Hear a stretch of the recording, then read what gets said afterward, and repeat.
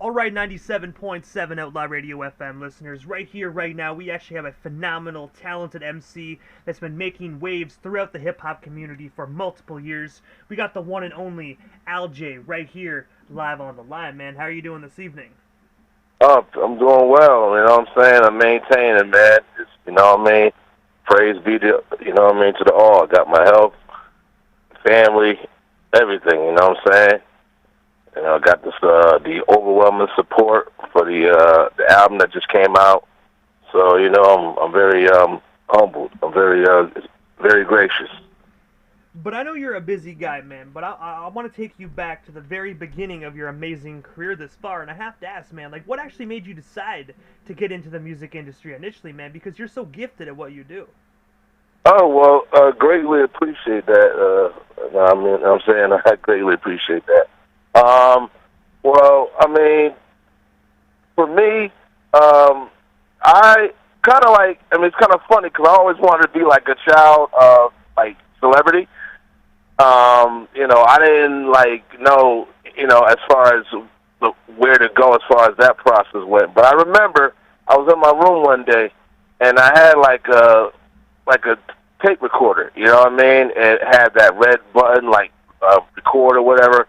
So what I did was I just put a cassette in there, and I recorded myself, like, just talking. And then I played it back. I'm like, oh, shoot. You know what I'm saying? And then, you know, my love for music, you know what I mean? I had music all around me, from my pops to my mother, you know what I'm saying? It was all around me. So I was in the R&B. I got into hip-hop a little bit late, you know. I mean, you know, as far as, you know, with the whole Golden Era, EPMD, BDP, Big Daddy Kane, Lord Finesse, Super Lover C, Cats to Noah Rudd, I could keep naming them. You know what I mean? And I've been intrigued ever since. Started rhyming in '91, and been doing it ever since. And also, as well, man, you are one half of the phenomenal hip hop duo, Blak Madeen. I was wondering, what is the story behind that iconic duo? And of course, how did yourself and Yousef initially get connected? All right. Well, I was doing a show in Cambridge at a venue called the Western Front, and I was a solo artist. I happened to meet Yousef. He was in the crowd. I know he performed with a group called Solar Winds. You know what I mean?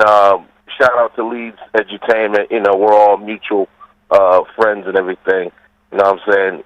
We, you know, pretty much got, you know, running the same circles. Yeah, but back then, you know, I did a show, and I was selling some CDs. I came out, you know, it's called Black Ambition. You know what I mean? It was a little bit of a project I put together. You know, I was putting out projects every other year, you know what I mean? And I happened to sell him one. And before he made a purchase, he asked me, yo, are you kicking some knowledge on here? And I was like, kind of weird, because I'm like seeing this cat, you know, white cat with a kufi. I'm like, I mean, he kind of reminded me of Pete Nice from Third Base. But I'm just like, oh, okay, yeah, you know what I'm saying? And, you know, he bought it. You know, we exchanged numbers, contacted me, and was like, yo, I love it. So I'm trying to, like, do a song with you. So not long after that, we collabed, you know, and we had a great chemistry. You know what I'm saying? You know, us, you know, putting rhymes together and us working off each other's energy. You know what I mean? And that's been strong since 2005. And we're talking about 2021, so you're like, that's 16 years strong, bro.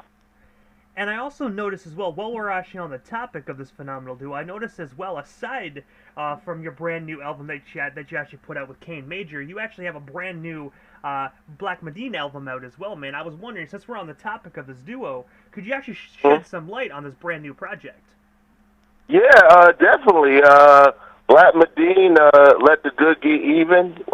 We got Chuck D on there, Elder Sensei, Tragedy Gaddafi, Freeway, Sadat X, my man Robbie Blue, and, you know, my man Ant Live from Detroit, and Daddy O, that's the Sonic. And yeah, we released that back in March, and that's album of the year, as well as the Kane Major Al J collaboration, Black to the Old School. So all praises due, man. You know, I didn't. I mean, I knew both projects were solid, but like I told you, the overwhelming response that I've been receiving, even up to this point, even with the Blak Madeen album, I'm like, wow. You know, Chuck D tweeted not that long ago. You know, he definitely congratulated us. You know, he was in a video, Take You to School, that just got released, so you could check that out. But basically, yeah, I mean, that album, I mean, I've been getting a lot of feedback on that, you know, so, you know, it's been good. I've been, like you said, I've been busy, and that's the key. You gotta be busy.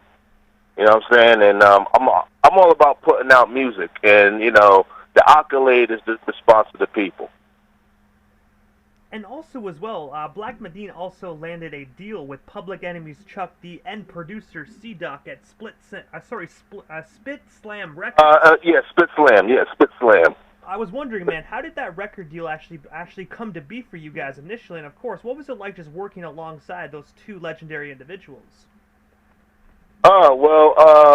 Spit Slam, I mean, you know what I mean, that I gotta credit Yousef for, you know what I mean? He was able to get that connect, you know what I mean, from some people that he worked with that was connected to C-Doc and, you know, the Impossibles and things like that. And you know, he brought me along, so you know what I mean? And C-Doc, shout out to him, he you know, learned about us.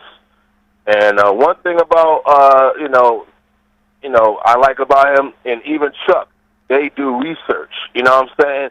So I mean, you know what I mean? Like, and I'm sure you saying years, like I'm sure you've done research of all the things that we've dropped. You understand? I mean, even going back to the download days, even before the streams. So you know, I'm very impressed by that, you know what I'm saying? But going back, you know, that, I mean, I credit that to Yousef. You know, he got that all together, and you know, I was just bought into the whole fold.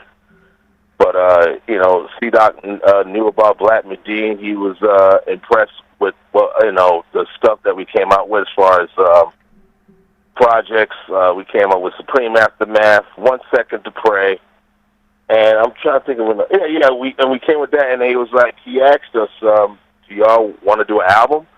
And I was like, yeah, sure. You know what I mean?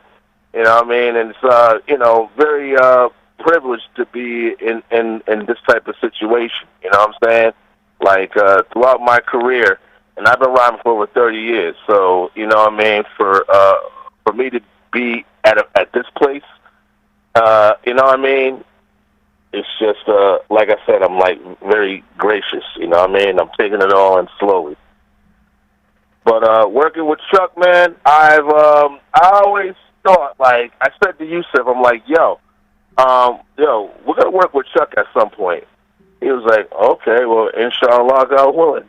And, you know, that came to be a reality, and, you know, I mean, it's funny because my parents, more so my mom, was a big fan of Public Enemy, and she can't believe it. So, you know what I mean? And, you know, with Elder Sensei, you know, definitely shout out to the Artifacts, you know, coming through on the, you know, Taking You to School video. You know what I'm saying? So, that's basically, you know, just putting out music, man, you know, for the people, you know what I mean? That positivity. Hip-hop, culture. And also as well, man, before we actually move off the topic of Blak Madeen, man, I gotta bring up one of my favorite records that you guys actually put out, and that was in the year 2009, where you guys released the album Scared Defense. I was wondering... Sacred Defense. Oh, yeah, that's right, Sacred Defense. I was always wondering, man, what was the story behind this amazing record, man? Because I'm not even gonna lie, man, all the songs are absolutely phenomenal. There's not a song that I don't skip off that record. Wow. I mean, I greatly, I greatly appreciate that. That was our first album. I mean, we came up with a mixtape called The Opening, but that was just, us, coming out with something, you know what I mean? Because we were doing shows, in the Boston area, and, it was pretty consistent. So, but we did that album with Leeds. You know what I'm saying? Back in 2009, we got Lord Jamar, Rex, Hassan Salam, and it's a very good album. You know what I mean? It was definitely my kind of like it was our major. It was kind of like a major release on an independent label called Traffic. So you know what I mean? That was pretty major. It was cool, you know what I mean? I'm glad you liked it. It's been like, I mean, usually we just bang out projects, it's kind of like that whole EPMD thing. Like, come out with consecutive EPs and we just, like, keep it moving. You know what I mean? So, yeah, but that is kind of like, that's pretty, it's definitely a classic. It's, you know what I mean? It's definitely at the foundation of our catalog. And I gotta say that my go-to song on that record is always "The Level of a Devil," man. One of my favorite joints off that record. Oh, you like that? Okay, yeah. My man, Beat the Lost Cause and Good Brother. Shout out to them. All right. But also as well, man, in the year 2012, you actually released a phenomenal solo album titled Blak to the Future. I was wondering if you could tell our listeners a bit more about this project, and of course, do you have any plans to actually release a 10-year anniversary re-release next year? Yeah. I mean, you gave me the idea just to do so, so I think I'm gonna do that. That might be the next project. Yeah. Wow. I'm amazed. Yeah, we have Tragedy Gaddafi on that. We got King Los, Cam Meekins, Spose, Blak Madeen. You know what I mean? Yeah, it was pretty good. Lee's Edutainment, you know what I mean? Directed, so definitely shout out to my guy. That was a pretty good album. And believe it or not, I came up with another solo, but after that, I really didn't come up with a solo for like another it wasn't until this one just recently with with me and Kane, because it was like 7 to 8 years almost. So yeah. So but definitely I'm gonna come with a re-release. I'm definitely gonna talk to Leeds and come with a re-release packaging of this. Definitely. And also as well, man, in the year 2019, you were actually featured on Keith Murray's album Lord of the Metaphor 2 on the song Cold Blooded. I was wondering, how did yourself and Keith Murray get connected? And of course, what was it like just being in the studio working with a fellow East Coast legend just like yourself? Well, I mean, I would have to, you know what I mean, he put that all together, you know what I'm saying? But, I mean, working with Keith is amazing. You know what I'm saying? I mean, ever since '93, man. You know what I'm saying? That's been my guy. You know what I mean? So he's definitely hip hop. He is the epitome of hip hop. Kept it true. I mean, I think he he don't get the credit that he deserves. You know what I'm saying? When it comes to mentions and things like that. But that man is definitely the epitome of the golden age of the 90s. So, I mean, for me to even be in the presence of that man is, you know what I'm saying? That man's a giant. So, yeah, definitely. Shout out to Keith Murray, you know what I'm saying? But that goes out to Leeds because he was the one that put that all together. And also, of course, man, as we briefly spoke about throughout the interview about your brand new album alongside Kane Major, by Blak to the Old School, I was wondering, could you tell us a bit more about this phenomenal record, man? And of course, do you have any hard copies available for the old school listeners that really do still enjoy that hard copy format? Oh yeah, definitely. Now, Y'all, I do got limited physical CDs. Definitely go on to the Bandcamp. You know what I mean? That will, that would be Kane Major Bandcamp.com. You know what I'm saying? You can go to that link and, order yourself a CD, and it will be sent to you, and it will be sent to your mailbox and everything. So we definitely got physicals available, and as well as all digital platform streamings of your choice. But going into the album, I always wanted to do an album because I'm sure people, such as yourself, and as well as the other supporters, wanted to know, where did LJ come from? You know what I'm saying? Like, everyone has a story behind who they are, or and I'm very modest when I say this, but behind the greatness, they have a story to who they are. So you know what I'm saying? So I just wanted the world to know my story, and me being born 1975, I grew up in the 80s. So I pretty much seen the whole development of hip-hop in its early years.